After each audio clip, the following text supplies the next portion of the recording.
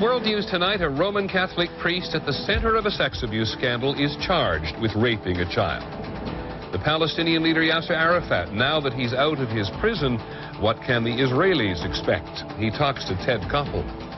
The government says today that seat belts for children on a school bus may actually be a danger to them.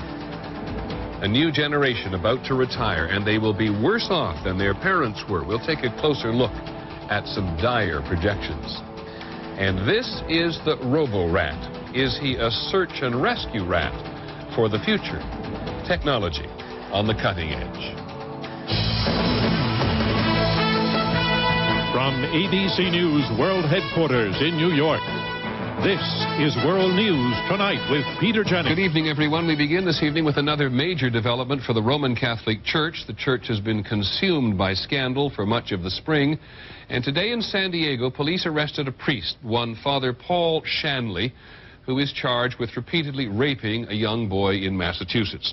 The significance of this, beyond the case itself, has to do with the troubled Archdiocese of Boston. The powerful cardinal there, Bernard Law, is accused of concealing information about Father Shanley's crimes. ABC's Ron Claiborne begins our reporting tonight from Boston. Ron? Peter, it was believed that Father Shanley was out of the country this last month since abruptly leaving his home, but this morning he was taken into custody at his home in San Diego.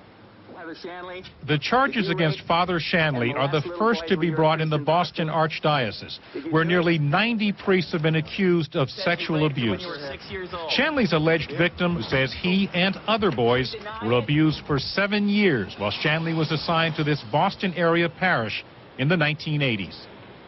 It would be removed from the class. The priest would take them to one of 3 locations: to the bathroom, often across the street to the rectory, or to the confessional, and that is where the sexual abuse would occur. Ford's parents say Shanley is finally being held accountable. Today is a very big day for us, but it's only the beginning. And we will continue to seek the truth for all the victims and their families. Today's arrest could lead to new calls for the resignation of Boston's Cardinal Bernard Law. Recently released church documents showed that Cardinal Law assigned Shanley to local parishes and later sent him to California, despite years of complaints that Shanley was molesting boys. Also in the documents is a letter by Law's predecessor, Humberto Medeiros, about a blackmail threat that Shanley allegedly made in the 1970s to try to keep his job at a youth ministry. He's the key to part of the pattern of why this happens not only in Boston, but across the country. Tonight, the Boston Archdiocese said it hopes that Shanley's arrest will bring relief to those who've been abused. Church officials said they would continue to cooperate with law enforcement. Peter, prosecutors in Massachusetts say they will move immediately to extradite Father Shanley from San Diego so he can stand trial here on 3 counts of rape of a child. Thank you, Ron. Ron Claiborne in Boston. The Secretary of State said today there's going to be a Middle East peace conference early this summer, which would include, presumably, the Israelis, the Palestinians, as well as the U.S., the Russians, and the Europeans, with whom Mr. Powell met today. In the Middle East today, all eyes were on the Palestinian leader Yasser Arafat. It was just about this time last night when the Israelis lifted their siege of his headquarters in Ramallah. Here's ABC's Gillian Finley. He emerged to the cheers of his people, and then Yasser Arafat wanted to be everywhere.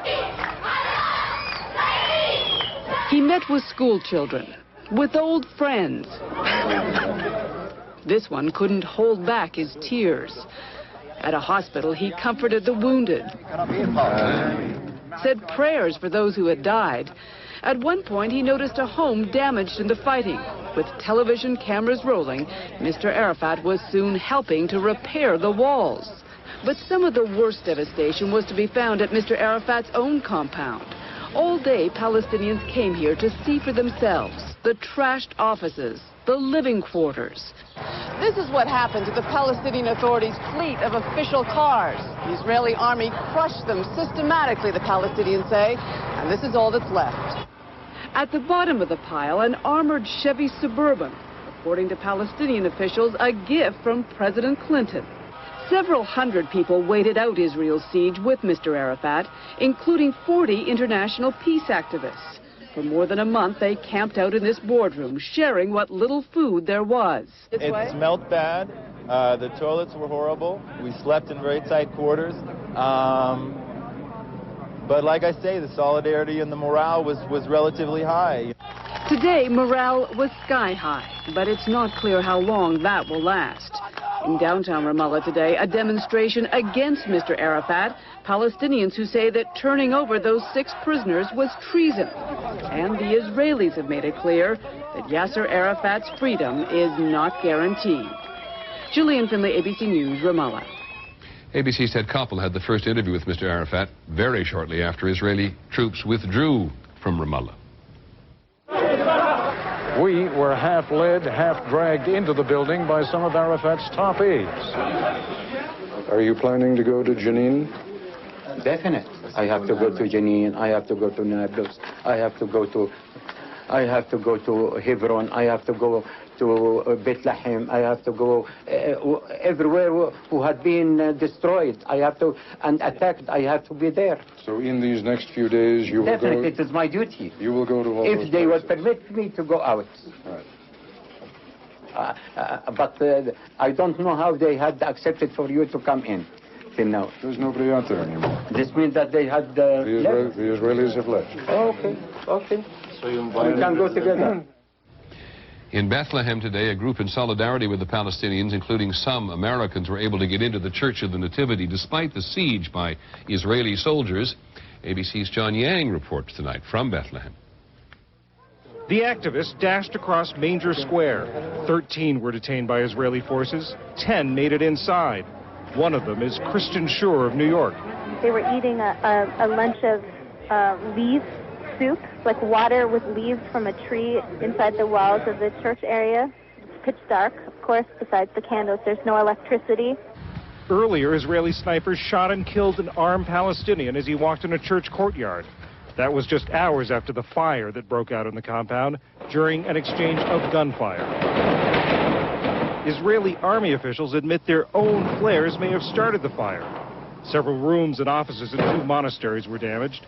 The fire never reached the Church of the Nativity itself.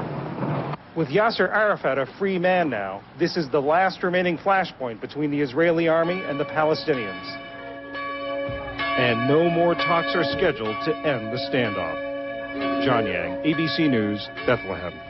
One item today about the Jenin refugee camp to which Mr. Arafat referred. The international human rights organization Human Rights Watch said today the evidence suggests that the Israeli army committed war crimes in the military operation there, but the group, which has been studying in the camp for several days, found no evidence to support claims that the army massacred hundreds of Palestinians. There'll be more on the Middle East this evening later on Nightline. Now, domestic news today, the government has come to some surprising conclusions about seatbelts on school buses, at least surprising to those who think that seatbelts are always a good thing. ABC News has obtained a report about this by the National Highway Traffic Safety Administration, or NHTSA. 10,000 students a year are injured in school bus accidents, and the debate has raged for years. Would mandatory belts make a difference? Here's ABC's Lisa Stark. Here's the way it is now. The federal government requires lap-only belts in the smallest buses and no belts at all in larger school buses. David Brzezinski believes a restraint could have saved his 9-year-old daughter, Christine, who died when a gravel truck smashed into her Minnesota school bus. My daughter died on a school bus because she was thrown out of her seat, and she was thrown side to side, and her head was crushed. The government tested different seat belts. It found lap belts, the only kind of seat belt now in school buses, do not improve safety and could be dangerous. But that lap shoulder belts, which are mandatory in cars, could benefit school children by reducing head and neck injuries. ABC News has learned the government will propose putting lap shoulder belts in smaller, more vulnerable school buses, but not in larger school buses. Lap shoulder belts have proven to be the best technology for every other kind of motor vehicle. Why wouldn't it be the best for a school bus also? The government must consider cost. NHTSA says the restraints would save only 1 life a year at a cost of $120 million a year to outfit new buses. but there's no estimate on injuries prevented. Prevention costs, but injuries cost even more.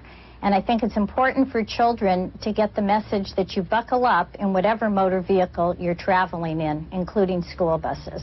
States are awaiting NHTSA's report to decide what to do about seatbelts in school buses. Only one, California, is poised to require lap shoulder belts on all new buses. Lisa Stark, ABC News, Washington. Now, in the national briefing tonight, the Attorney General says that he is ordering prosecutors to speed up investigations and trials of accused identity thieves. He says almost 700,000 Americans have their identities stolen every year. The IRS warns of a scam in which fake tax forms are used to steal access to bank accounts. In New Mexico, air tankers dropped a fire retardant on a wildfire which got out of control. Police say the man who accidentally caused the fire has killed himself in remorse. 11,000 acres are burning, and the governor has declared a state of emergency. A study by the insurance industry says today that surveillance cameras in Washington, D.C. do prevent speeding in some places. Where the cameras went up, speeding went down by almost 90%. And the dog who survived 24 days at sea alone, Huck Get, was abandoned on a tanker in the Pacific after a fire disabled her ship. The Hawaii Humane Society airdropped food to her while she was stranded. She was front page news for days. The Coast Guard rescued her and the tanker. When we come back, we're going to take a closer look at a study that says more Americans will not be able to retire in comfort. The reality is that we're not going to be able to perhaps retire in the manner or the style, okay, that we were hoping for. Making an animal move by remote control, wired into its brain, technology on the cutting edge tonight. And at the end of the broadcast, the new Great Wall of China, 7'5", and coming, perhaps, to a court near you. This is World News Tonight with Peter Jennings, brought to you by Pepsid Complete.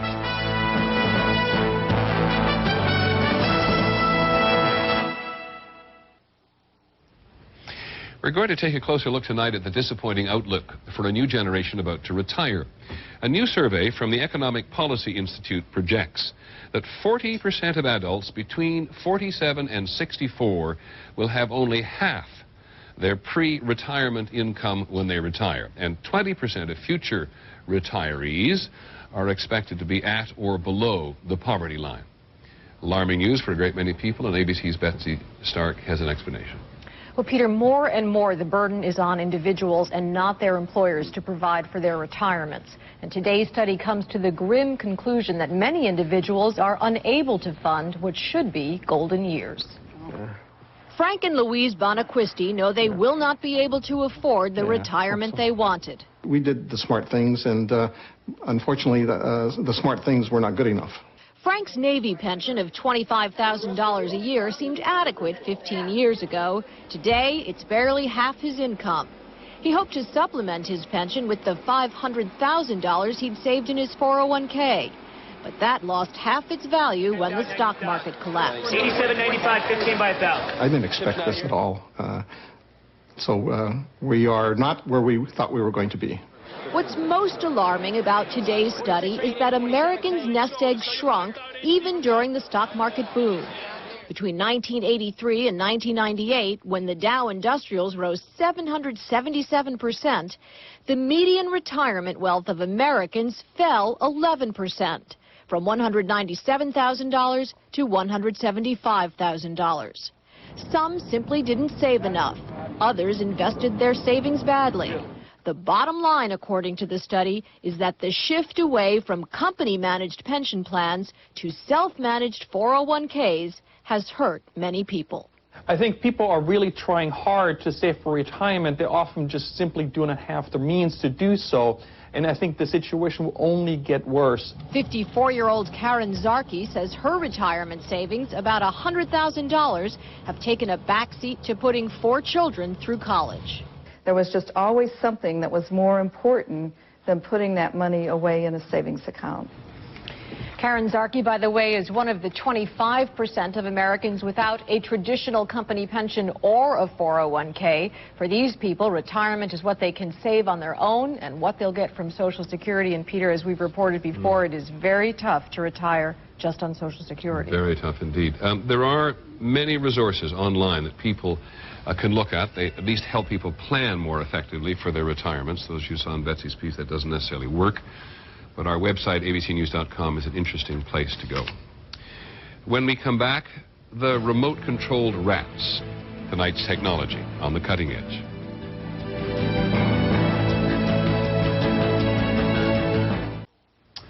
A report today in the journal Nature says that scientists have succeeded in getting rats to follow commands by putting electrodes in their brains.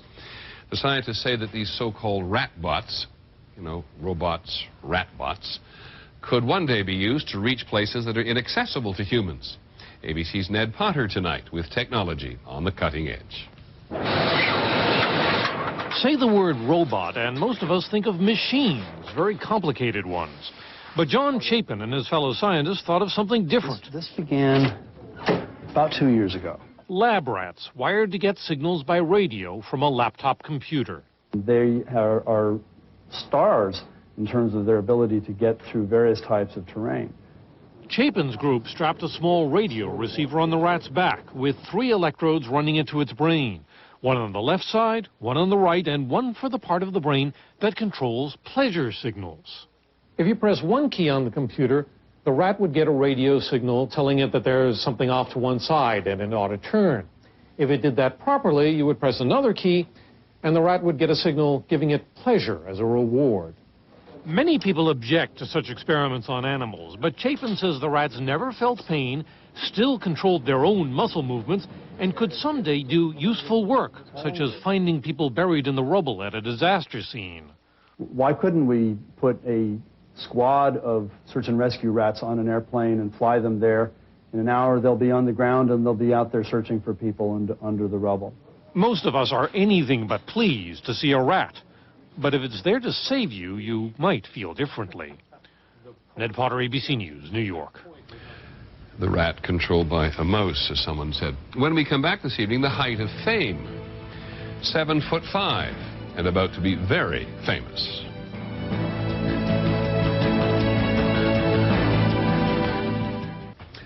Finally from us this evening, the mounting anticipation in the basketball world. There's a new player from China in the United States this week. His name is Yao Ming, and he ducked into Chicago from Shanghai to display some of his formidable skills. He's expected to be one of the NBA's first draft picks next month, not without a few complications. Here's ABC's Dean Reynolds.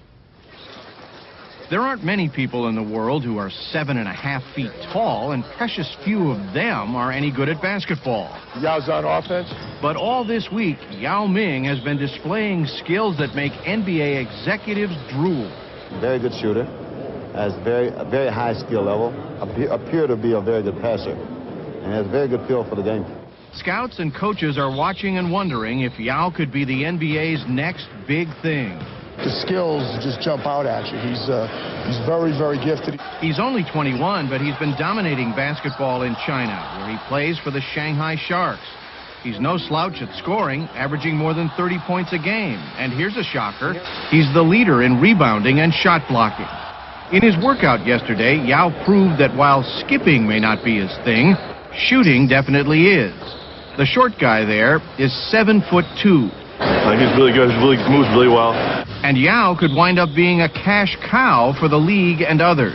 There are a lot of advertisers in the United States who are lining up to be able to break into that Chinese market. If, as expected, Yao Ming is drafted by an NBA team next month, he'll become an instant millionaire. But it appears China wants to be enriched, too. Last month, Chinese basketball officials said Yao must hand over 50% of his NBA earnings, some of it to their league and the rest to various government agencies, or he may not get permission to play abroad. They're trying to find some way to append themselves to Yao Ming, because it's not every day that someone from China, may end up earning $50 or $100, $150 million. What Yao thinks about all this is hard to tell. He needs an interpreter, because he speaks mostly Mandarin and says nothing to the press in any language. Guys, get back. But he's working on his English, and he's mastered a brief message for every basketball fan.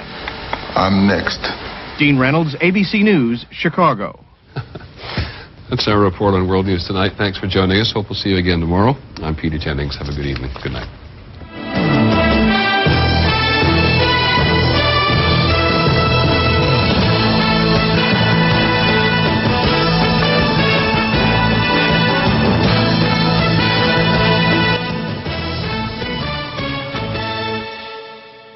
This has been a presentation of ABC News. More Americans get their news from ABC News than from any other source. Tonight, Primetime goes undercover for a day of beauty to